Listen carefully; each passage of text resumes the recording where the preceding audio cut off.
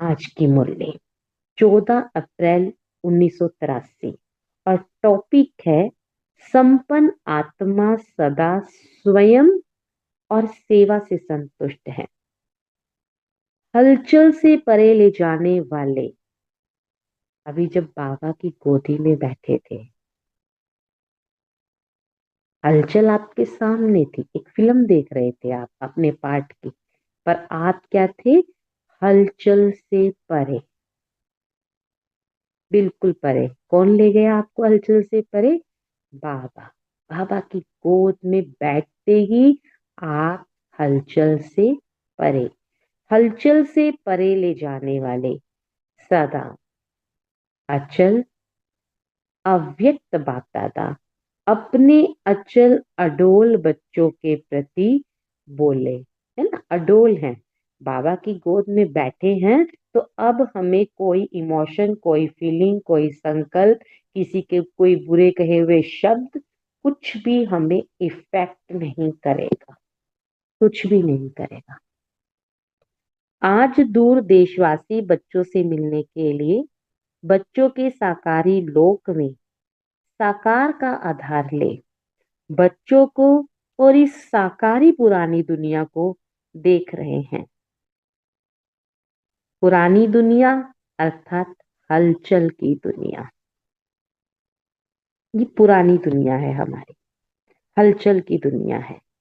बाप दादा हलचल की दुनिया की रौनक देख बच्चों की अचल स्थिति को देख रहे हैं। हम पुरानी दुनिया की हलचल की रौनक में। हम्म पर हमारी जो स्थिति बन गई है ना, कौन सी? आत्मिक स्थिति, हमारा ट्रू सत्य। बाबा उस स्थिति को देख रहे हैं कि बच्चों ने कितनी स्थिति अडोल बना ली है हलचल की दुनिया में। हम ये सब हलचल के नजारे साक्षी हो देखते हैं और बाबा दिखाते भी हैं। खेल में ये नजारे और ही अपना अचल स्वीट होम, अपनी सर्विस निर्विघ्न स्वीट राजधानी याद दिलाते हैं। एक छोटी सी बात देखो, जब हम इन 5 कर्मेंद्रियों का यूज नहीं करते, कब? सबको एक्सपीरियंस है, नाइट में, है ना, जब हम सो जाते हैं, हमारी पांचों सेंसेस हम यूज नहीं कर रहे, तब हम साक्षी स्थिति में हैं। जो भी हमारे सपने में आ रहा है। और एक बात और नोट करने की है, सपनों में कभी समय नहीं होता, टाइम नहीं होता, घड़ी नहीं होती सपनों में। टाइमलेसनेस होते हैं सपने, कभी भी कहाँ से भी उठा के आ जाएंगे। कभी बचपन में चले जाओगे तो कभी और आगे चले जाओगे। टाइमलेसनेस दुनिया, सपनों की दुनिया। और ना ही दूरी होती, कहीं भी किसी भी देश का सपना, कहीं भी कुछ भी ऊट पटांग होता है। कब? जब आप 5 कर्मेंद्रियों से परे, है ना। और वही बाबा ले जाना चाहते हैं टाइमलेसनेस में, परम धाम में। तो 5 कर्मेंद्रियों के अगर हम अनुभव से परे हो जाए, हम 5 सेंसेस का यूज ना करें, आंखों से देखे नहीं, कानों से सुने नहीं, नाक से सूंघे नहीं, जीभ का टेस्ट ना करें, एक पल को, एक सेकंड को, जब हम 5 कर्मेंद्रियों को कंट्रोल,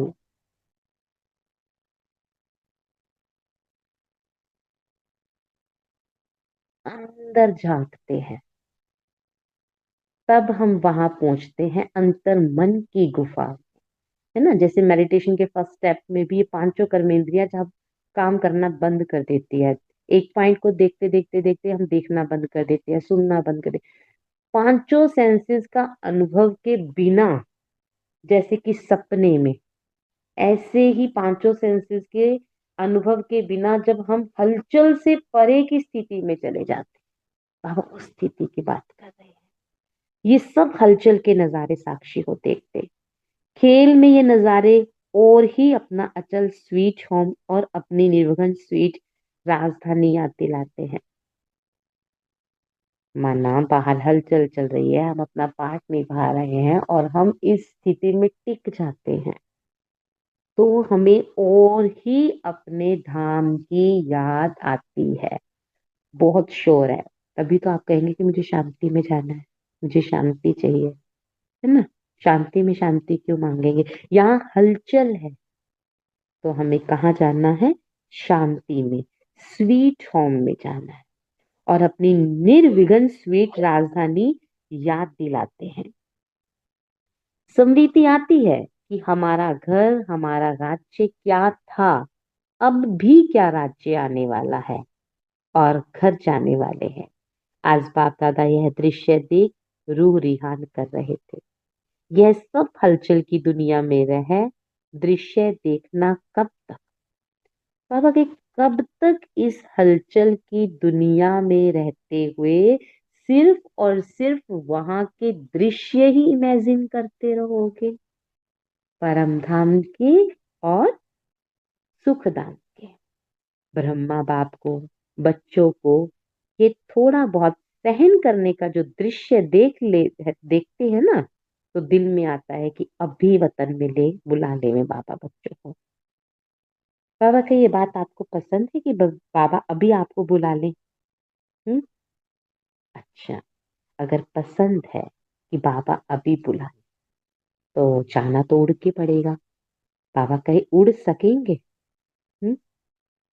फिर बाबा कहे अच्छा मेरी गोद में बैठो और देखो कोई रस्सी तो नहीं बंधी हुई।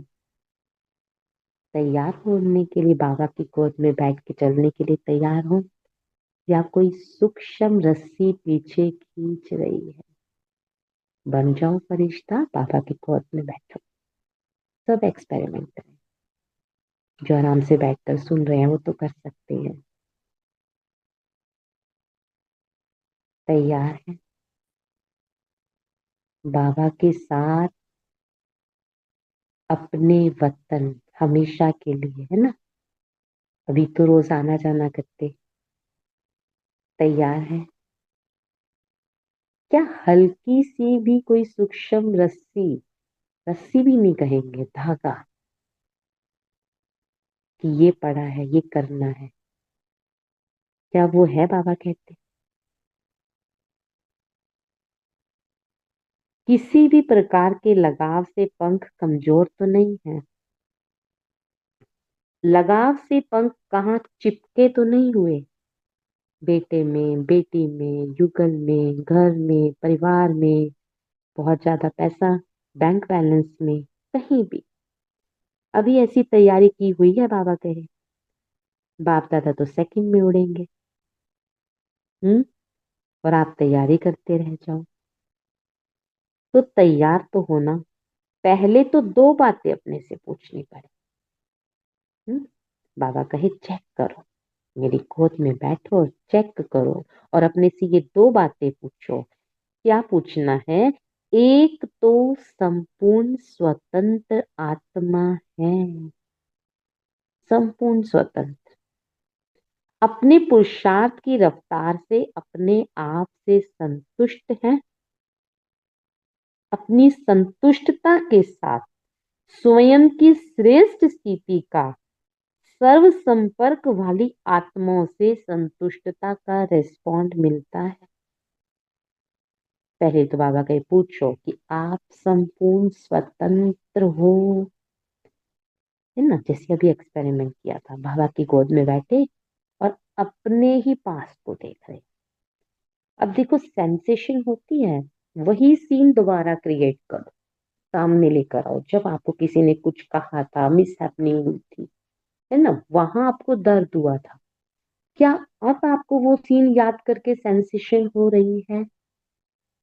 अगर हो रही है तो आपने उस फीलिंग्स को दबाया है, खत्म नहीं हुए, आप स्वतंत्र नहीं हुआ है, आप स्वतंत्र नहीं हुए। अगर ऐसा है तो रोज बाबा के साथ बैठो और फील करो कि अब कोई सेंसेशन बाकी नहीं है, सारे गिल्ट निकल चुके हैं, जो भी सीन आया वो बीत चुका है, उसका इफेक्ट अब कुछ भी नहीं है, कोई सेंसेशन नहीं हो रही आपको, ना रोना आ रहा, ना अपने ऊपर घृणा आ रही, कुछ भी नहीं आ रहा, सीन जा चुका। अच्छा, किसी ने बात करी, सीन लेकर आओ सामने, आपको किसी ने कुछ कहा। हम्म, आपके शरीर को दर्द हुआ किसी के कहने से? सोच के देखो, आपके शरीर, किसी ने गाली दी तो आपके शरीर को दर्द हुआ था? नहीं। गाली देने से शरीर में तो दर्द नहीं होता। कहाँ दर्द हुआ? दिल में। क्योंकि आत्मा को भी दर्द नहीं होता। आप कहेंगे दर्द दिल में हुआ था, दिल में बात है, अभी तक अभी भी चुभती है। तो दिल में तो धड़कन होती है, यानी कि बॉडी के दिल में तो दर्द नहीं हुआ ना, बॉडी में दर्द हुआ ना बॉडी के दिल में दर्द हुआ। दिल कौन सा? जो माइंड का, जो मन होता है ना, उसको आत्मा का दिल कहा जाता है। मन को आत्मा का दिल कहा जाता है। जैसे इस बॉडी का एक दिल है ना, सबको पता है, हमारे लैब में है मुट्ठी जितना। ऐसे आत्मा का दिल होता है। जब किसी ने कहा तो दर्द कहाँ हुआ? आत्मा के मन में। मन में सेंसेशन हुई थी। अब वो मन आपने किसको दे दिया? बाबा को। बाबा की गोद में बैठ के तन मन धन सब बाबा को दे दिया। तो अब उस मन को कौन चला रहा है? बाबा चला रहा है। बाबा को आपने समर्पित कर दिया, तो अब कोई सेंसेशन नहीं। तो अब आप क्या हो गए? पूर्ण रूप से स्वतंत्र। तो बाबा कहते पहले तो पूछो, आप पूर्ण रूप से स्वतंत्र आत्मा हो? माना कोई इमोशंस नहीं खींच रहे आपको, कोई सेंसेशन, कोई पुरानी आपको यादें, कोई मेमोरीज, कुछ भी नहीं। आप एकदम स्वतंत्र हो चुके हो, जिसे बाबा कहते हैं हल्के हो चुके हो। सारे बोझ बाबा को दे दिए, सब कुछ बाबा को समर्पित कर दिया, एकदम लाइट हो चुके हो, है ना? क्योंकि ना तो दर्द शरीर को हुआ, बॉडी यहीं पे रह जानी है। ना दर्द आत्मा को हुआ, आत्मा फिर कैसे हो गई? बिल्कुल फ्री हो चुकी है। दर्द होता है ना, वैसे वास्तव में एक फेक आइडेंटिटी को होता है, जो हमने बनाई हुई है, जो इस शरीर को नाम मिला है परवीन। परवीन की एक फेक आइडेंटिटी है, उसको दर्द होता है। ना तो बॉडी को दर्द होता है और ना आत्मा को दर्द होता है। बीच की जो ये फेक आइडेंटिटी है, जब परवीन की कोई बेइज्जती करेगा तो परवीन नाम की जो आइडेंटिटी है उसको दर्द होता है। अपनी संतुष्टता, बाबा कहे अपने पुरुषार्थ की रफ्तार से अपने आप में संतुष्ट हो, है ना? बाबा तो बहुत बड़ी बड़ी बात करते हैं, अंतर्मन की गुफाओं में बैठ जाओ, है ना? बाबा की गोद में बैठ जाओ। और हम यहाँ क्या कर रहे हैं? बाबा तो कहते विश्व कल्याण की सेवा करो, और हम अभी इन्हीं बातों में उलझे पड़े हैं। उसने ये कहा, इसने ये कहा, वो मेरे से आगे, वो मेरे से पीछे, ऐसा क्यों, वैसा क्यों? तो ये पुरुषार्थ से हम संतुष्ट हैं? बाबा तो कहे लक्ष्मी नारायण का पुरुषार्थ। तो क्या हम अपने आप से पूछे, हमारा पुरुषार्थ लक्ष्मी नारायण, बाबा कहते हैं लक्ष्मी को वरने लायक बने हो? कब बनेंगे? जब पहले अपने बाह्य संसार को, उसको कट कट कट कट करते जाएंगे। वो कैसे होगा? सुबह बाबा के साथ बैठो, सारे संबंध सामने लेकर आओ, एक एक संबंध कोई ना छूटना पाए। माँ, बाप, बच्चे, पति, एक एक का चेहरा सामने लेकर आओ सूक्ष्म, और सबसे एक एक से कट करते जाओ। नथिंग, किसी की जरूरत नहीं। सर्व संबंध किसी की नहीं तो किसी की नहीं, उसमें हमारे पास कोई थोड़ी सी भी मार्जिन नहीं है कि चलो बच्चे के साथ तो कर ले। आत्मिक भाव से प्रेम सबके साथ, पर मोहों का संबंध सबसे कट कट कट जीरो कर दो। सुनने में बहुत हार्ड लगता है, पर जीरो कर दो। पहले बाह्य संसार से कटना पड़े। ये दोनों चीजें साथ साथ चलेंगी। बाबा से प्यार और संसार से वैराग। अगर अगर आप कहें ना संसार को भी लेके चलो और बाबा को भी लेके चलो तो दोनों नहीं हो सकते। दो नाव पर पाँव नहीं रखा जा सकता। आपको दोनों को साथ साथ करना पड़ेगा। जब तक बाहर से मोह खत्म नहीं होगा, कट ऑफ नहीं होंगे, अंतर्मुख की गुफा में जा ही नहीं सकते। फॉर एग्जाम्पल, आंखें खोलकर सपने लिए जा सकते हैं, है ना। आप कहें कि मैं काम भी कर रही हूँ किचन में और मैं सो भी जाऊं, हो जाएगा। उस दुनिया में जिसे डीप स्लीप बोलते हैं, है ना, गहरी निद्रा में जाने के लिए फाइव सेंसेस को हमें कट उनसे हमें डिटैच होना पड़ता है। हमें काम करना बंद करना पड़ता है ना। आधा घंटा पहले हम कहते हैं ना सोने का टाइम है, अब नहीं मुझे काम करना, बोलना बंद कर देते हैं, है ना। खाना पीना थोड़ी देर सोने से पहले बंद कर देते हैं। उठ उठ के रात भर खाते तो नहीं रहते ना। माना पांचों सेंसेस को कंट्रोल करते हैं फिर हम सोते हैं। ऐसे ही हमें सबसे कट ऑफ होना पड़ेगा अगर हमें टाइमलेसनेस में जाना है, बाबा के पास पहुंचना है। सबसे विराग लाना ही पड़ेगा, तभी तो बाबा कहते सर्व संबंध मेरे साथ रखो। फिर हमें पता लगेगा हमारा पुरुषार्थ कहाँ तक जा रहा है। फिर चेक करो हम कितने सालों से ज्ञान में हैं, हमारे अंदर क्या परिवर्तन हुआ। अगर आज से 20 साल पहले भी मेरे को क्रोध आ रहा था और आज भी उतना ही क्रोध आ रहा है, तो पुरुषार्थ का लेवल क्या है, कहाँ वर्क किया पुरुषार्थ का। फिर जो फल था वो कहाँ जा रहा है। सफलता फल कहाँ है। कोई भी हम कार्य करते हैं, छोटा सा भी कार्य करते हैं, हम इस इच्छा से करते हैं कि उसका हमें फल मिलेगा। कुछ भी आप दिन में करो, कुछ भी, है ना, कोई भी कर्म करो, क्या सोच के करते हो कि फल मिलेगा, सफलता मिलेगी। सब्जी लेने जाओगे तो फल मिलेगा, है ना। कुछ भी खाओगे, बनाओगे, लाओगे, आप शॉप पे भी जाते हो तो कुछ कमाने जाते हो ना। बिना उसके लक्ष्य के तो कुछ नहीं होता, फल के पीछे कार्य करते हैं। तो पुरुषार्थ किया, उसका फल कहाँ है। मानव विधि में कुछ कमी है, क्या कमी है वो चेक करो।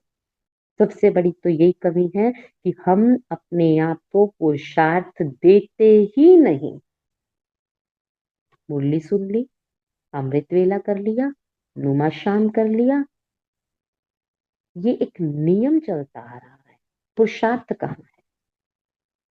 पुरुषार्थ माना पुरुष के अर्थ में टिकना, आत्मिक स्थिति में टिकना।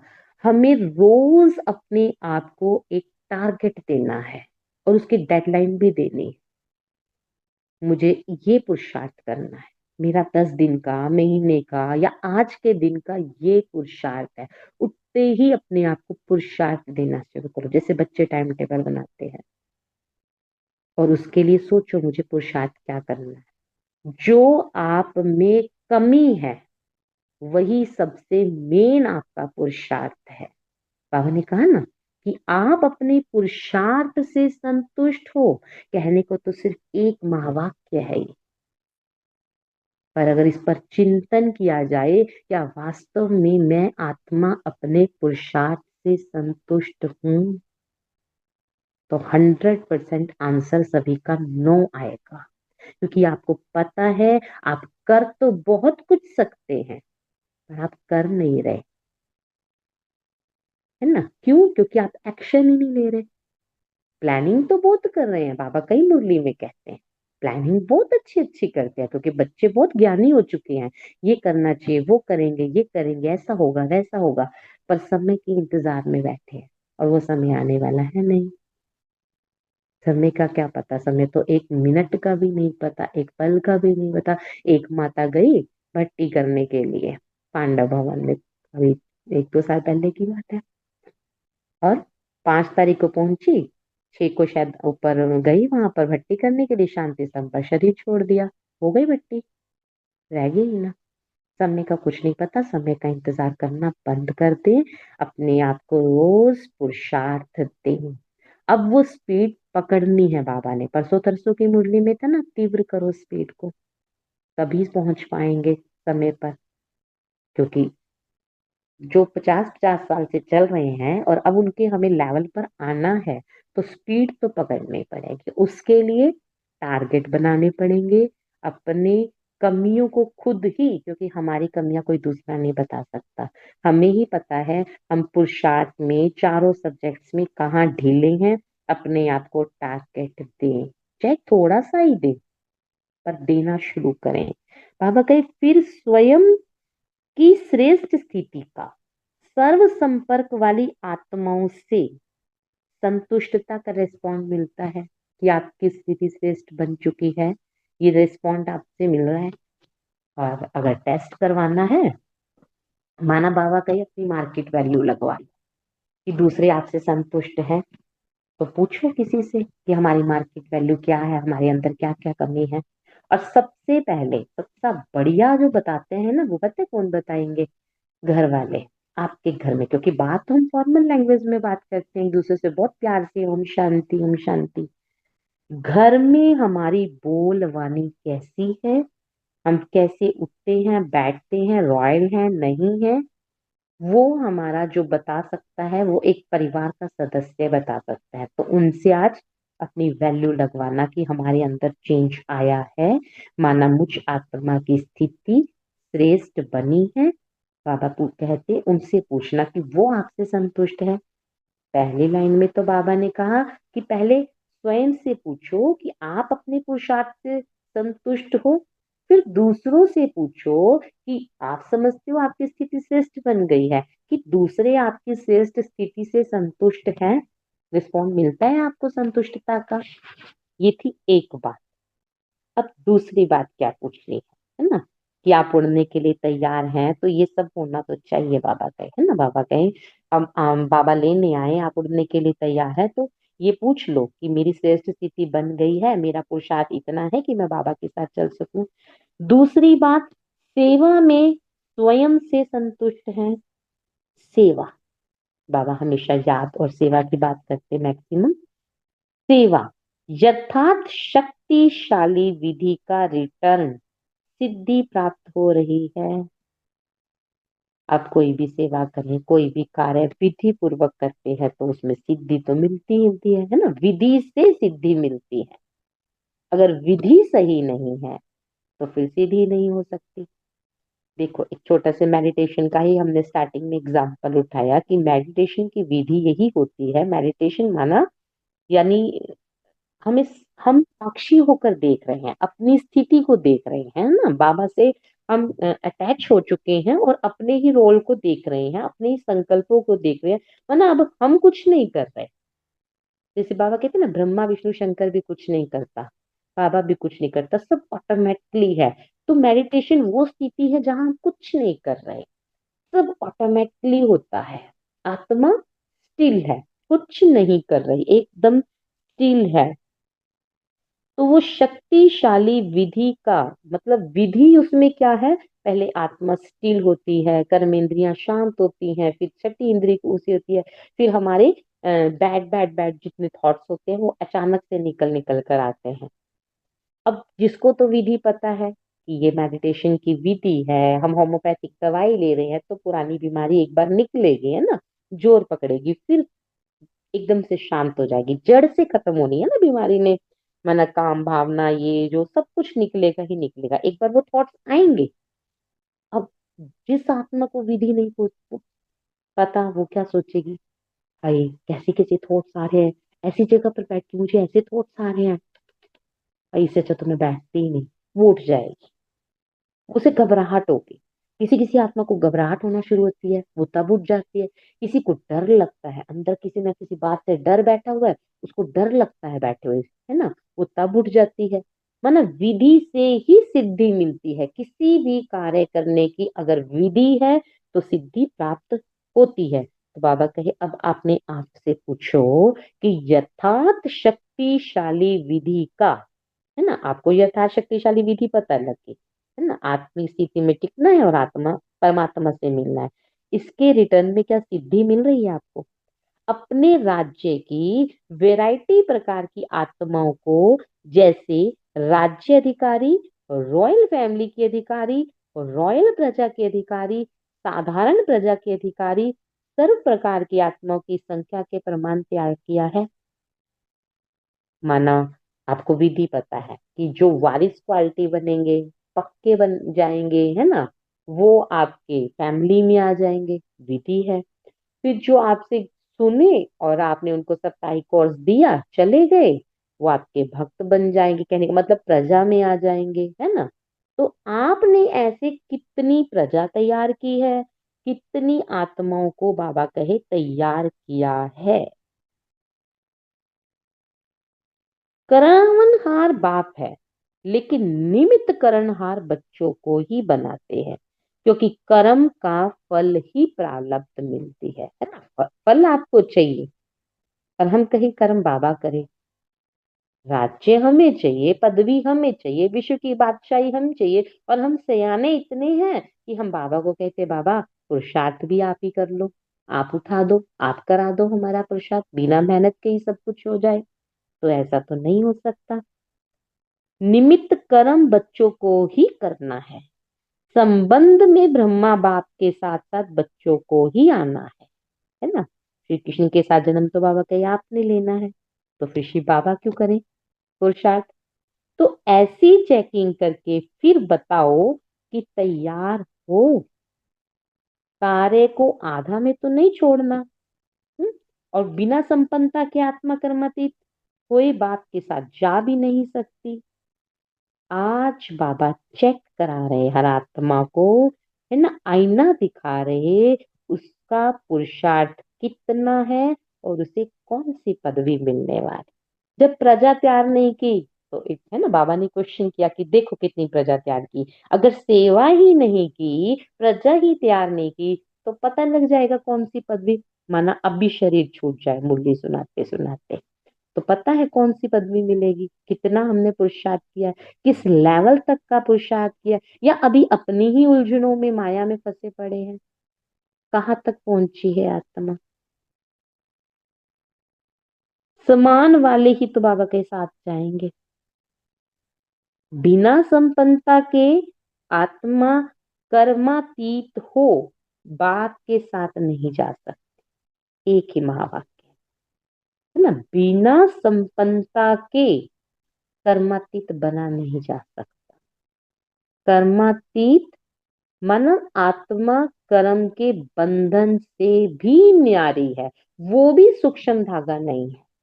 बाबा ने अभी कहा था ना कि कोई धागा तो नहीं है, कर्म का भी कोई धागा नहीं है, सेवा का भी कोई धागा नहीं है। सेवा में भी नहीं फंसा, ये मेरी सेवा है, वो मेरा आश्रम है, किसी प्रकार माना पुरुषार्थ में भी नहीं फंसा। हर तरफ से न्यूट्रल है, बिल्कुल न्यूट्रल। समान वाले साथ जाएंगे, जाना तो साथ है। बाबा पूछते या फिर पीछे पीछे आना है शिव की बारात, शिव की बारात में तो नहीं आना है। अभी बताओ तैयार हो। अब पूछते बाबा सब कुछ बताकर, ये पैरामीटर है बाबा के साथ जाने के। कर्मातीत अवस्था, संपन्नता, है ना, और कोई भी सूक्ष्म धागा नहीं फंसा हो, ये सब बाबा ने बता दिया। अब बाबा पूछे तैयार हो, या सोच रहे हो कि छू मंत्र का कुछ खेल हो जाए और हम तैयार हो जाएं। है, शिव मंत्र छू मंत्र है, वह तो मिला हुआ है। ब्रह्मा बाप को बहुत होना था कि बच्चों को तकलीफ ना हो, तकलीफ हुई व मनोरंजन हुआ। आज बहुत वर्षा होने के कारण टेंट आदि सब गिर गए। टेंट हिला, बाबा पूछे टेंट हिला, दिल हिली है? नहीं है ना, बाबा की गोद में है तो कुछ भी इफेक्ट नहीं होगा। दिल तो मजबूत है ना। क्या होगा, कैसे जाएंगे, ये हलचल तो नहीं होती, बाबा कहते कुछ तो नई चीज भी देखो ना। आबू की मानसून आप लोग तो कभी देखते नहीं हो, ये भी थोड़ा सा अनुभव हो रहा है। पहाड़ों की बारिश भी देखनी चाहिए, यह भी एक रमणीक दृश्य देखा। जल्दी भागने का संकल्प तो नहीं आता कि यहाँ बारिश हो रही है और चल चले यहाँ से।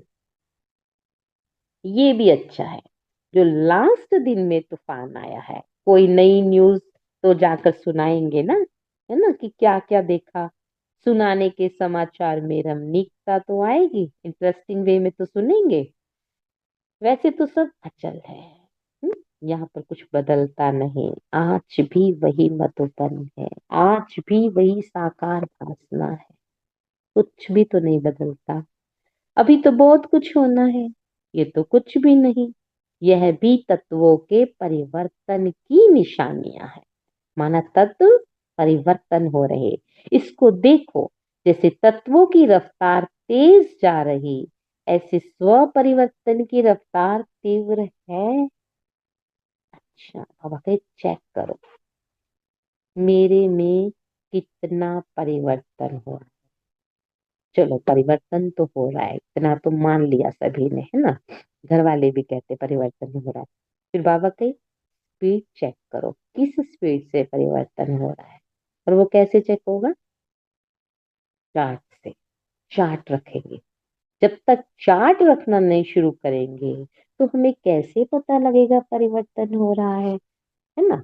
अभी पिछले महीने की डेट पे तो याद नहीं रहेगा उस दिन हमने क्या किया था, नहीं किया था। अब जब डायरी खोल के मैं अभी आपको अपनी डायरी अगर दिखाऊं तो एक एक दिन का लिखा है। किस दिन भोग लगाया, है ना।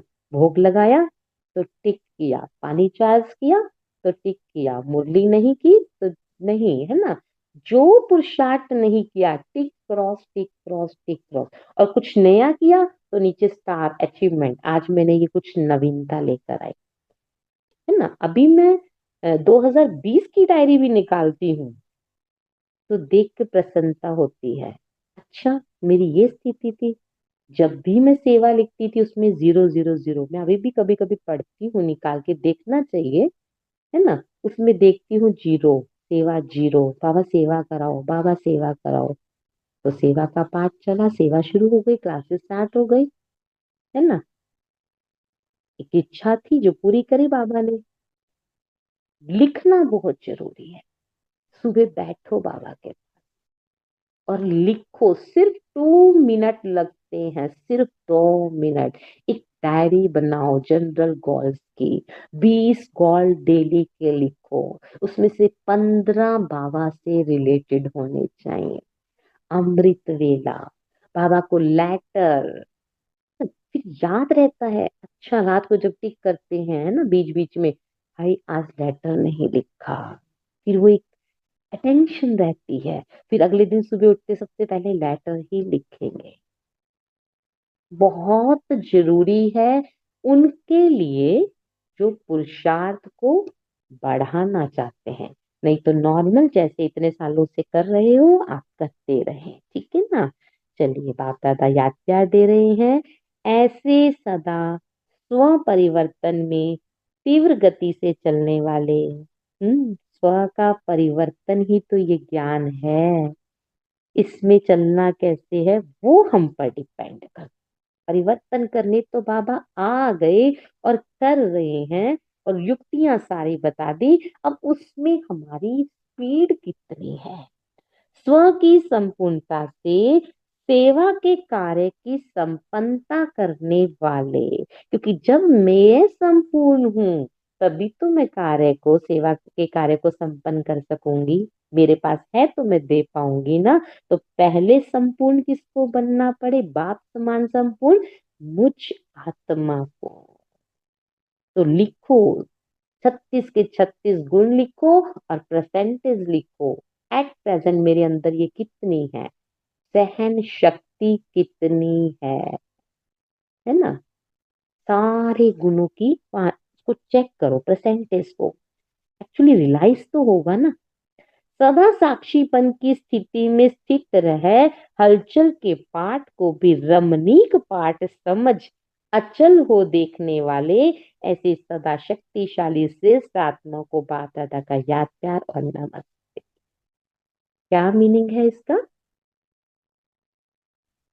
सदा साक्षीपन की स्थिति में स्थित रहे, हलचल के पाठ, कोई पाठ चल रहा है ना, आर्ग्यूमेंट का पाठ चल रहा है, और मैं आत्मा बाबा के साथ अटैच साक्षी होकर इस हलचल को भी देख रही हूँ, वो भी इंटरेस्टिंग वे में। क्योंकि मुझे आत्मा को पता है मैं रिस्पॉन्स कर रही हूँ मुख से, है ना, लेकिन अंदर से मैं आत्मा शांत हूँ। ऊपर से पाठ है, स्क्रिप्ट में हो सकता है मुझे एक लाइन गुस्से की भी बोलनी पड़ रही है बच्चे के साथ, पर अंदर से मैं कॉन्शियस हूँ, साक्षी होकर बोल रही हूँ कि मैं आत्मा शांत हूँ, बाबा से अटैच हूँ। ये रमणीक पाठ समझकर अचल हो देखने वाले सदा शक्तिशाली श्रेष्ठ आत्माओं को बाप दादा का याद प्यार और नमस्ते। अच्छा, वो स्थिति तो हो नहीं सकती कि सदैव मीठे, वो वाली स्थिति कहाँ बनेगी, वो तो सतयुग में ही बनेगी ना, सतो प्रधानता वाला जो गुण है। अभी तो प्रोसेस में है।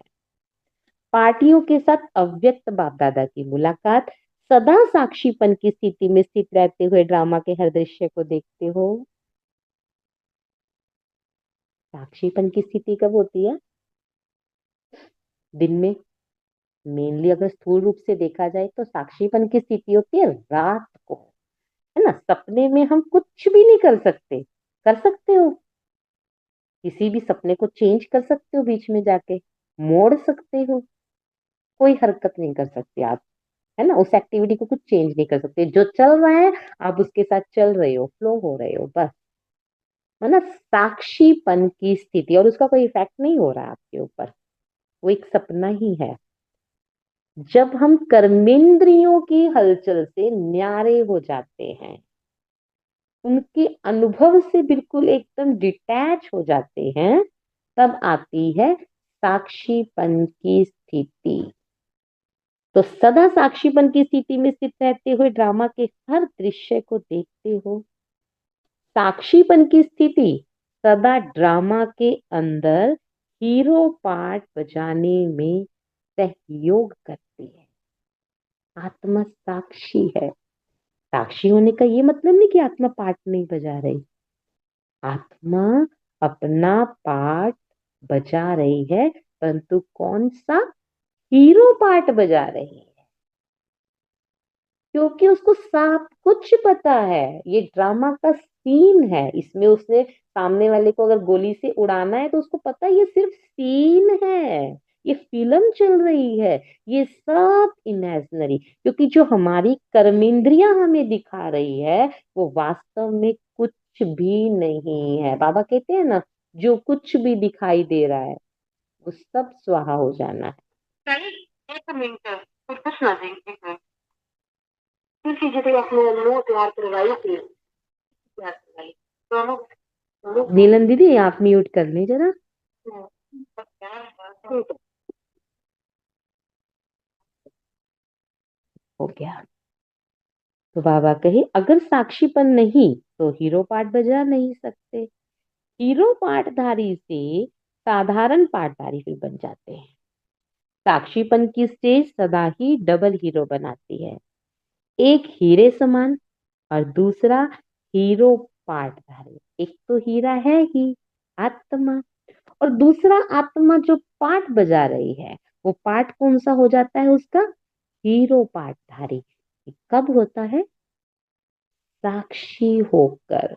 और साक्षी होने का दो तरीके, एक तो कर्मेंद्रियों से डिटैच हो जाओ, और दूसरा बाबा की गोद में बैठ जाओ, बाबा से एकदम अटैच हो जाओ। जब बाबा से अटैच हो जाओगे तो कर्मेंद्रियों के अनुभवों से डिटैच हो जाओगे, फिर जो कर्मेंद्रियां दिखा रही हैं वो नहीं दिखेगा, है ना।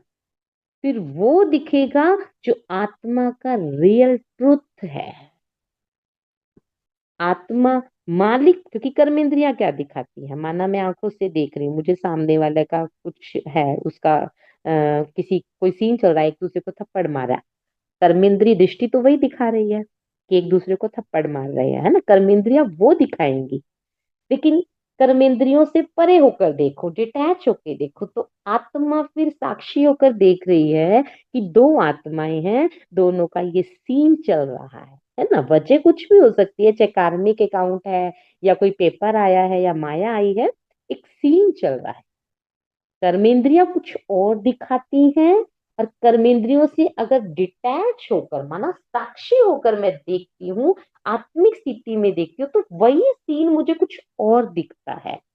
वो रियल सीन दिखता है, फिर वो हीरो पार्टधारी का सीन दिखता है।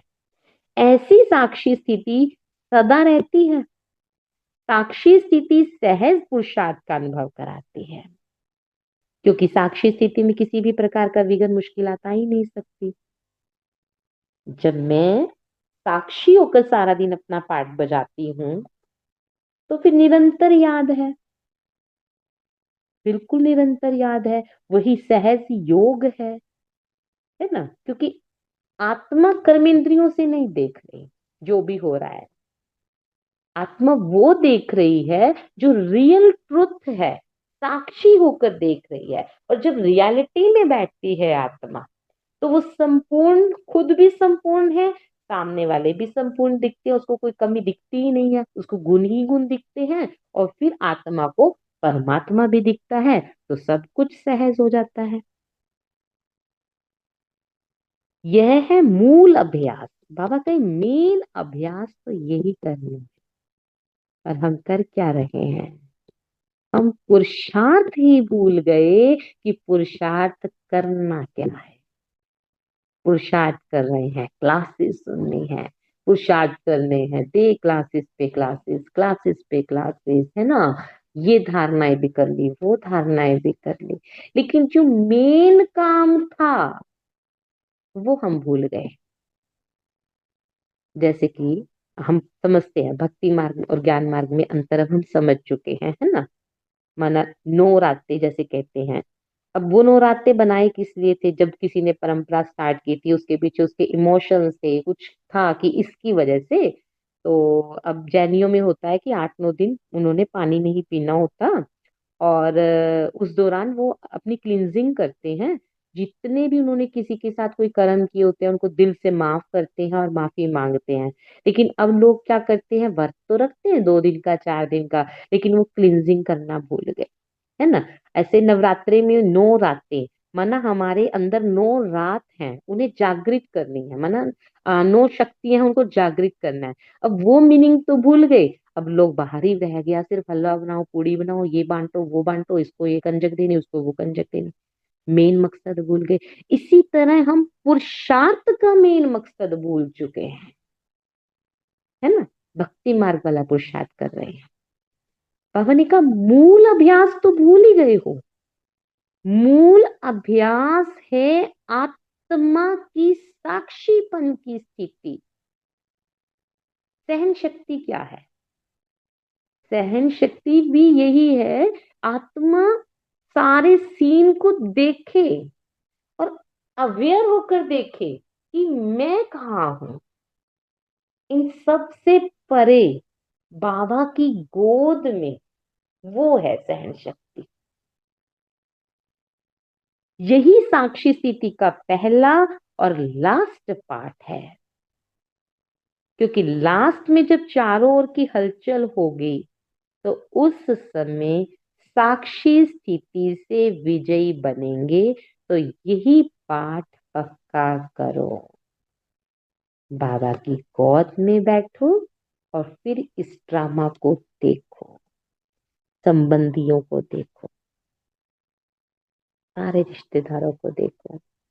माना नाम रूप, वस्तुओं के भी नाम रूप है ना। हमने हर वस्तु को नाम दिया, ये चादर है, ये पलंग है, ये बेड है। बच्चा जन्म लेता है, उसे कुछ नहीं पता होता, उसे बताया जाता है ये चीजें हैं, ये नाम रूप, इमोशन, फीलिंग, इन सब से परे हो जाओ, एकदम डिटैच। माना कर्मेंद्रियों से डिटैच। बाबा कहते देह के भान को भूलो। बाबा ये नहीं कहते शरीर को भूलो। कभी कहा बाबा ने शरीर को भूलो, देह को भूलो? बाबा ने कहा देह भान को भूलो। माना उन अनुभवों को ही भूल जाओ जो आपने किए हैं। बाबा कहते हैं ना, वो ऐसे लगे जैसे मरे हुए पिछले जन्म की कहानियां हैं। ऐसे हो जाए वो संस्कार, जो हमारा पाठ बीत चुका, कल तक का पाठ, वो हमारा ऐसा हो जाए जैसे पिछले जन्म का था, डिटैच। किसी की जरूरत नहीं, इतना वैराग आ जाना चाहिए। अब जो समय चल रहा है, सिर्फ बाबा, जीरो रिलेशन, है ना, जीरो। माना सुनते हुए भी नहीं सुनना, देखते हुए भी नहीं देखना, वो स्थिति, नो रिस्पॉन्स। सुन रहे हैं, रिश्ते निभा रहे हैं, सब कुछ कर रहे हैं, पर लीव कहाँ लगी है। घर परिवार में कर सब रहे हैं, ऐसा नहीं कि आप अपने कर्मों से पीछे हैं, क्योंकि शरीर आत्मा बॉडी में है तो कर्म करने हैं, रिश्ते भी सारे निभाने हैं, परंतु अब आत्मा कॉन्शियस है, जागृत है कि ये सब रिश्ते मुझे मिले हैं सिर्फ और सिर्फ सेवा के लिए। असली रिश्ता मुझ आत्मा का एक ही है, वो है परम पिता परमात्मा से। जब ये स्थिति आ जाएगी, उसे कहेंगे एक रस अवस्था, उसे कहेंगे कर्मातीत अवस्था। आत्मा कर्म तो करेगी, परंतु साक्षी होकर, मतलब फल के अंदर उसकी कोई इच्छा नहीं है, पालना की उसको रिस्पॉन्स की जरूरत नहीं है। वैसे बच्चे क्यों पालते हैं, है ना, कहते बेटियां इसलिए कहती हैं सहारा बने, बच्चों से होता है कि हमारे बुढ़ापे का सहारा बने, निस्वार्थ भावना, वापसी की कोई इच्छा नहीं है। आत्मा को किसी भी दूसरे इंसान से कोई इच्छा नहीं है, न मान की, न सम्मान की, न अपमान की, न दुख की और ना ही सुख की, इससे मुझे कुछ सुख मिलेगा किसी भी संबंध से, एनी, कुछ भी नहीं चाहिए। वो वैराग लेकर आना है, वो है एक रस अवस्था। तो बाबा कही यही साक्षीपन की स्थिति से ही विजयी बनेंगे। बहुत मजा आएगा, साक्षी होकर रिश्ते निभाने शुरू करो, मोह से निकल आओ। थोड़ा मुश्किल लगता है, पर जब प्रैक्टिस हो जाती है ना, और रिश्ते और भी प्यारे हो जाते हैं। क्यों? अपना तो सुख चाहिए, है ना। जब आत्मा सामने वाले की आत्मा आपको कुछ कहेगी, आपको कोई एक्सपेक्टेशन ही नहीं है, ना सुख की फीलिंग आ रही है ना दुख की, वो होती है साक्षी बन की स्थिति। अब आत्मा कुछ कह रही है, गाली दे रही है, तब नहीं फर्क पड़ रहा, आत्मा प्रशंसा कर रही है तब नहीं फर्क पड़ रहा, फिर सारे इक्वल। ऐसा भी नहीं मुझे इस संबंध से ज्यादा प्यार चाहिए और इस संबंध से नहीं चाहिए, वहां पर इक्वल। फिर अपनी तरफ से भी पार्शियलिटी बन, वो मुझे ज्यादा प्यार करता है, मुझे उसको ज्यादा प्यार देना या उसको कम। माना रिश्ते इतने ब्यूटीफुल हो जाएंगे ना, करके देखना, साक्षी होकर रिश्ते निभाना। पहले मोह खत्म करना, एक एक से लेकर, हफ्ता भी लग सकता है, रोज बाबा के पास बैठो और सब रिश्तों से मोह खत्म करते जाओ। फिर एक रियल प्रेम निकलेगा उस रिश्ते के अंदर, जिसे आत्मिक स्नेह कहते हैं। और अब उस रिश्ते में सिर्फ और सिर्फ स्नेह है, सिर्फ और सिर्फ स्नेह है। और कौन सा स्नेह आएगा? निस्वार्थ स्नेह, जिसमें मुझे कुछ वापसी नहीं चाहिए, बस आत्मा दे रही है उस रिश्ते को, चाहे वो भाई का है, बहन का है, माँ का है, बाप का है, बच्चे का है। आत्मा सिर्फ और सिर्फ दे रही है। सिर्फ ले किससे रही है? फ्लो कहाँ से आ रहा है? एक परमात्मा से आ रहा है और इधर जा रहा है। नहीं, इधर से कोई एक्सपेक्टेशन सारी खत्म हो चुकी है, क्योंकि मोह खत्म हो चुका है। दूसरा पॉइंट, सदा अपने को संगम युगी श्रेष्ठ आत्माएं समझते हो। पहले तो यही बाबा का ही कंफर्म कर लो कि आप श्रेष्ठ आत्माएं हो।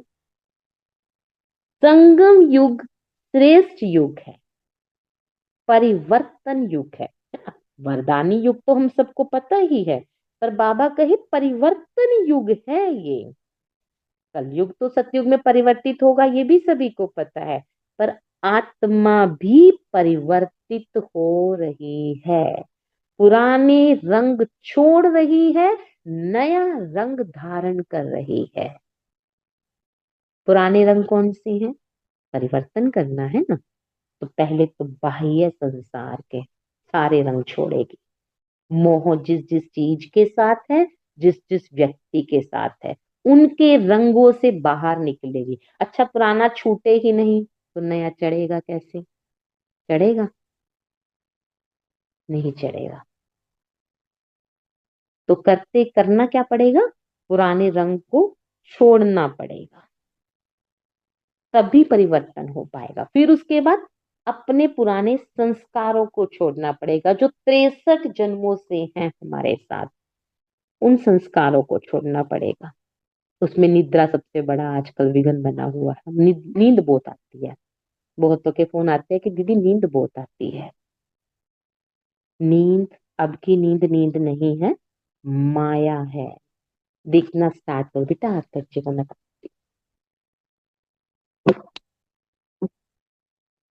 बाबा कहे, संगम युग श्रेष्ठ युग है, परिवर्तन युग है, आत्मा परमात्मा के मिलन मेले का युग है। ऐसे संगम युग की विशेषताओं को सोचो तो कितनी है। इतनी विशेषताओं के समृद्धि में यह समर्थ बनो। जैसे समृद्धि, वैसा स्वरूप स्वतः बन जाता है। तो सदा ज्ञान का मनन करते रहो, माना ज्ञान के पॉइंट्स निकालते रहो। एक एक पॉइंट के पीछे इतना रहस्य छिपा है। देखो, हम कहते हैं बुक प्रकाशित हुई है ना, यही कहते हैं ना, बुक छपी, बुक प्रकाशित हुई। लेकिन जब हम कोई बुक पढ़ते हैं, वो उतनी ही प्रकाशित होती है जितना हमारा प्रकाश हो। अंधेरे में पढ़ेंगे तो प्रकाशित होगी, दिखेगा। उजाले में पढ़ेंगे तो वही बुक फिर दिखने लगेगी। माना जितनी हमारी बुद्धि है, जितना हम उस पे मनन चिंतन करते हैं, उतनी ही वो हमें समझ आती है। बाबा ने तो मुरलियां प्रकाशित कर दी, अब वो प्रकाशित होंगी हमारे प्रकाश में। जितना मुझ आत्मा का ज्योत जलेगा, आत्मा ओपन होगी, खुली, एकदम सब कुछ एक्सेप्ट करने के लिए तैयार हूं मैं आत्मा, है ना। चाहे उसमें मेरा कैसा भी पार्ट है, जब ओपन हो जाएगी तब वो एक्सेप्ट कर पाएगी। जब तक हम डोर बंद करके रखेंगे तब तक कुछ नहीं होगा। तो डोर हमें खोलने पड़ेंगे, समझना पड़ेगा बाबा कहना क्या चाह रहे हैं, मुरलियों की गहराइयों तक जाना पड़ेगा। और वो अव्यक्त मुरलियां हैं, तो स्थिति को अव्यक्त बनाना पड़ेगा। अव्यक्त माना वही, कर्मेंद्रियों से नहीं। माना आंखों से जो शब्द दिख रहे हैं वो नहीं, उनके पीछे का भाव देखना। जो आंखें दिखा रही हैं वो नहीं, मुरलियों को समझना पड़ेगा, गहराई तक समाना पड़ेगा, विजुलाइज करना पड़ेगा। ऐसे संगम युग की विशेषताओं को सोचो तो कितनी है। इन्हीं विशेषताओं के समृद्धि में रह समर्थ बनो। जैसी समृद्धि वैसा स्वरूप स्वतः बन जाता। तो सदा ज्ञान का मनन करते रहो, मनन करने से शक्ति भरती है। अंडरलाइन, पावर कैसे आती है? मनन करने से। मुरली सुनने से तो आती है, परंतु जब तक उसका मनन नहीं करते, मन ही मन में कि बाबा कहना क्या चाह रहे, तब तक पावर नहीं आती। सिर्फ अगर मनन नहीं करते, सुनते सुनाते, तो शक्ति स्वरूप नहीं बन सकते, लेकिन सुनाने वाले स्पीकर बनेंगे। आप बच्चों के मनन का चित्र भक्ति में भी दिखाया है। कैसे मनन करो, वह चित्र याद है? विष्णु का चित्र नहीं देखा? आराम से लेटे हुए मनन कर रहे हैं, सिमरन कर रहे हैं, सिमरन कर मनन कर हर्षित हो रहे। तो ये किसका चित्र है ना, इसे सोचते हुए दिखाते हैं। शैया देखो कैसी है, सांप को शैया बना दिया, अर्थात विकार अधीन हो गए। उसके ऊपर सोया है। नीचे वाली चीज अधीन होती है, ऊपर मालिक होता है ना। नीचे ऊपर मालिक होता है, गद्दी के ऊपर बैठा है। तो माया जीत बन गए तो फिर निश्चिंत हो गए। माया से हार खाने की, युद्ध करने की अब कोई चिंता ही नहीं। तो निश्चिंत और मनन करके हर्षित हो रहे हैं। ऐसे अपने को देखो, माया जीत बने हो। पहले तो माया जीत बनना पड़े, तभी फिर मनन की प्रक्रिया स्टार्ट हो। कोई भी विकार वार ना करे, रोज नई पॉइंट नई स्मृति में रख मनन करो, तो बाबा के बड़ा मजा आएगा, मोक्ष में रहेंगे, है ना। तो इसके लिए क्या करना पड़ेगा? पहले विकारों को जीतना पड़ेगा, क्योंकि बाप का दिया हुआ खजाना मनन करने से अपना अनुभव होता है। जैसे भोजन पहले अलग होता है, खाने वाला अलग होता है, लेकिन जब हजम कर लेते तो वही भोजन खून बनकर शक्ति के रूप में अपना बन जाता है। ऐसे ज्ञान भी मनन करने से अपना बन जाता है, अपना खजाना है, महसूसता आएगी। तभी अपने को सदा श्रेष्ठ आत्मा समझते हो। श्रेष्ठ आत्मा हर संकल्प बोल कर्म सदा श्रेष्ठ हो, क्योंकि साधारण जीवन से निकल श्रेष्ठ जीवन में आ गए। कलयुग से निकल संगम युग पर आ गए। जब युग बदल गया, जीवन बदल गई, तो जीवन बदला अर्थात सब कुछ बदल गया। ऐसा परिवर्तन अपने जीवन में देखते हो कि आज भी वही उटपटांग निकलता है मुंह से। कोई भी कर्म चलन साधारण लोगों के माफिक नहीं होना चाहिए बाबा का। वो है लौकिक, लेकिन आप कौन हो? आप हो अलौकिक। तो अलौकिक जीवन वाले लौकिक आत्माओं से न्यारे होंगे, है ना, कुछ तो हटकर होंगे।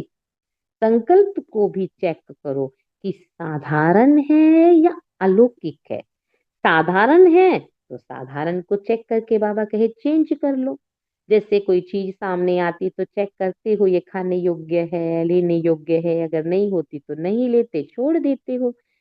ऐसे कर्म करने के पहले कर्म को चेक करो, बाबा कहे। साधारण कर्म करते करते साधारण जीवन बन जाएगी। फिर तो जैसे दुनिया वाले वैसे आप लोग उसमें मिक्स हो जाएंगे, न्यारे नहीं लगेंगे। अगर न्यारापन नहीं तो फिर बाप का प्यारापन प्यारे नहीं। अगर कभी कभी समझते हो कि हमको बाप का प्यारा अनुभव नहीं हो रहा, तो समझो कहीं न्यारेपन की कमी का लगाव है। न्यारे नहीं बने हो तब बाप का प्यार अनुभव भी नहीं हो सकता। चाहे अपनी देह से, चाहे संबंध से, चाहे किसी वस्तु से, स्थूल वस्तु भी योग को तोड़ने के फिर निमित्त बन जाती है ना। मान लो मोबाइल से प्यार है और कहीं छूट गया, योग ही नहीं लगेगा। संबंध में लगाव नहीं होगा, लेकिन खाने की वस्तु में, पहनने की वस्तु में लगाव होगा। कोई छोटी चीज भी नुकसान बड़ा कर असर कर देती है, बाबा कहे। तो सदा न्यारापन, अलौकिक जीवन। जैसे वह बोलते चलते गृहस्थ में रहते, ऐसे आप भी रहो। तो अंतर क्या हुआ? तो अपने आप को देखो कि परिवर्तन किया है। चाहे लौकिक संबंध में बहू हो, सास हो, लेकिन आत्मा को देखो। बहू नहीं है, कौन है? आत्मा है। आत्मा देखने से या तो खुशी होगी, फिर या फिर बाबा कहे रहम आएगा, है ना। जानते हैं, है ना, वो अज्ञान में, हम नहीं है। ये आत्मा बेचारी परवश है, अज्ञान में है, अनजान में है। पर मैं तो ज्ञानवान आत्मा हूँ। तो उस अनजान आत्मा पर रहम कर अपनी शुभ भावना से बदल कर दिखाऊंगी, है ना। नहीं, वाणी से नहीं सुधरेंगे, वाणी से नहीं समझ आएगा। कहाँ से बाबा ने कहा? शुभ भावना से। बाबा यहाँ पे लिख सकते थे वाणी से बदल कर, पर बाबा ने क्या लिखा है? शुभ भावना से, है ना। शुभ भावना से बदले करके दिखाऊंगी। अपनी वृत्ति दृष्टि चेंज चाहिए। पहले तो बाबा कहे अपनी वृत्ति चेंज करो, अपना देखने का नजरिया चेंज करो सामने वाली आत्मा को। तो वृत्ति और दृष्टि बदलना ही अलौकिक जीवन है। माना बहू को बहू के रूप में ना देखना, उस वृत्ति को चेंज कर दो, दृष्टिकोण को चेंज कर दो, चश्मे को चेंज कर दो, आत्मिक रूप में देखो। तो काम अज्ञानी करते हुए आप नहीं कर सकते। संग का रंग आपका लगना चाहिए, ना कि उनका संग का रंग आपको लगना चाहिए। अपने को देखो, मैं ज्ञानी आत्मा हूँ, मेरा प्रभाव अज्ञानी पर पड़ता है, अगर नहीं पड़ता तो माना शुभ भावना नहीं है आपकी। बोलने से प्रभाव नहीं पड़ेगा, बाबा कहे, साफ साफ कहे बाबा कि बोलने से प्रभाव नहीं पड़ेगा, लेकिन सूक्ष्म भावना जो होगी आपकी उसके प्रति की है ना, ये भी इसका भी कल्याण हो, वो सूक्ष्म भावना, भावना सूक्ष्म ही होती है, उसका फल मिलेगा। अच्छा, हर कदम, आज मुरली लंबी हो गई है ना, हर कदम में सर्वशक्तिमान बाप का साथ है, ऐसा अनुभव करते हो। जहाँ सर्वशक्तिमान बाप है वहां सर्व प्राप्तियां स्वतः होगी। जैसे बीज है तो झाड़ समाया हुआ है, ऐसे सर्वशक्तिमान बाप का साथ है तो सदा माला माल, सदा तृप्त, सदा संपन्न होंगे। एक मुरली में सर्वशक्तिवान की डेफिनेशन लिखी हुई है। सर्वशक्तिवान माना पांचों कर्मेंद्रियों से परे होना। कभी किसी बात में कमजोर नहीं होंगे, कभी कोई कंप्लेंट नहीं करेंगे, सदा कंप्लेंट, क्या करें कैसे करें, कंप्लेंट ही नहीं। साथ हैं तो सदा विजयी है, किनारा कर देते तो बहुत लंबी लाइन। एक क्यों, एक क्यों, एक क्यों क्यों बना देती है ना, एक क्यों बस। तो कभी क्यों की क्यों नहीं लगनी चाहिए, क्यों माना लाइन। भक्तों की प्रजा की क्यों भले लगे, लेकिन क्यों की क्यों, क्वेश्चंस की क्यों नहीं लगनी चाहिए, बाबा कहें। ऐसे सदा साथी रहने वाले चलेंगे भी साथ, सदा साथ हैं, साथ रहेंगे, साथ चलेंगे, यही तो पक्का वादा है ना। बहुत काल की कमी अंत में धोखा दे देगी। अगर कोई भी कमी की रस्सी रह जाएगी तो फिर उड़ नहीं सकेंगे, स्टार्टिंग की बात है ना बाबा, घूम कर फिर वहीं आते। तो सब रस्सियों को चेक करो, बस बुलावा आए, समय की सीटी बजे और चल पड़े। हिम्मत बच्चे मत दे बाप, यहाँ बाप की मदद है, वहां कोई मुश्किल कार्य नहीं है, हुआ ही पड़ा है। सदा अपने को मास्टर सर्वशक्तिवान अनुभव करते हो। इस स्वरूप की समृद्धि में रहने से हर परिस्थिति ऐसे अनुभव होगी जैसे परिस्थिति नहीं, लेकिन एक साइड सीन है। मास्टर सर्वशक्तिवान माना पांचों कर्मेंद्रियों के अनुभव से परे की स्थिति। परिस्थिति समझने से घबरा जाने, लेकिन साइड सीन रास्ते के नजारे तो सहज ही पार कर लेते। क्योंकि नजारों को देख खुशी होती है, घबराते नहीं है। तो विघन विघन नहीं है, लेकिन विघन क्या है, आगे बढ़ने का साधन। माना नजरिया, सिर्फ चश्मा चेंज करना है। कभी भी कोई परिस्थिति आए तो उसमें ये मत पूछो कि ये परिस्थिति क्यों आई। सही क्वेश्चन ये है, ये परिस्थिति मुझे क्या सिखाने आई। कभी कोई बात सोचते, ये क्या हुआ क्यों हुआ, तो सोचने में तो टाइम जाता है। सोचना माना रुकना, है ना। रुकना, जिंदगी जीने के लिए मिली है, आगे बढ़ने के लिए मिली है, रुकने के लिए नहीं मिली, है ना। अगर पानी भी खड़ा हो जाता है तो उसमें काई लग जाती है। अगर रुक जाओगे तो कहाँ पहुंच जाओगे, डिप्रेशन में। जो हुआ बिंदी लगाओ, आगे बढ़ो। जो हुआ बिंदी लगाओ, आगे बढ़ो। मान लो परसों मुझे किसी ने कुछ कहा और मैं उसको सोचती रहूं सोचती रहूं सोचती रहूं, तो काई लग जाएगी, काई लग जाएगी बुद्धि में। तो हमें काई नहीं लगानी। बाबा ने कहा सोचेंगे तो टाइम लग जाएगा। सोचना माना रुकना। मास्टर सर्वशक्तिवान कभी रुकते नहीं है। जिंदगी जीने का नाम है, रुकने का नहीं है। सदा अपने जीवन में उड़ती कला का अनुभव करते रहो। वरदाता बाप द्वारा, काफी लंबी है क्या, अभी नहीं हो गई बस। वरदाता बाप द्वारा सर्व वरदान प्राप्त हुए हैं। बाप द्वारा सबसे मुख्य वरदान कौन सा मिला, एक तो सदा योगी भव और दूसरा पवित्र भव। तो ये दोनों विशेष वरदान सदा जीवन में अनुभव करते हो। योगी जीवन बना ली, या योग लगाने वाले योगी हो। योग लगाने वाले योगी तो 2-4 घंटा योग लगाएंगे, बस खत्म। लेकिन जीवन ही योगी हो माना निरंतर, तो निरंतर योगी जीवन है। ऐसे ही पवित्र भव का वरदान मिला। पवित्र भव के वरदान से उच्च आत्मा बन गए हो। योगी भव का वरदान से सदा शक्ति स्वरूप बन गए हो। तो शक्ति स्वरूप पवित्र पूज्य स्वरूप दोनों बन गए हो। सदा पवित्र रहते हो, कभी कभी तो नहीं। क्योंकि एक दिन भी कोई अपवित्र बना तो अपवित्र की लिस्ट में आ जाएगा। तो पवित्रता की लिस्ट में हो, कभी क्रोध तो नहीं आता। क्रोध या मोह का आना, इसको भी पवित्रता कहेंगे, बाबा कहते पूछते, है ना, नहीं। मोह अपवित्रता नहीं है। मोह भी बाबा कही मोह अपवित्रता नहीं है क्या? अगर नष्टो मोह नहीं बनेंगे तो समृद्धि स्वरूप भी नहीं बन सकेंगे। कोई भी विकार आने नहीं देना। जब किसी भी विकार को आने नहीं देंगे तब कहेंगे पवित्र योगी जीवन भव। बाबा बाप दादा सभी बच्चों से उम्मीदें रखते हैं। हर बच्चे को दृढ़ संकल्प करना है, व्यर्थ नहीं सोचेंगे, व्यर्थ नहीं करेंगे, व्यर्थ की बीमारी को सदा के लिए खत्म करेंगे। यही एक दृढ़ संकल्प सदा के लिए सफलता मूर्त बना देगा। सदा सावधान रहना अर्थात व्यर्थ को खत्म करना है। ओम शांति, ओम शांति सभी को।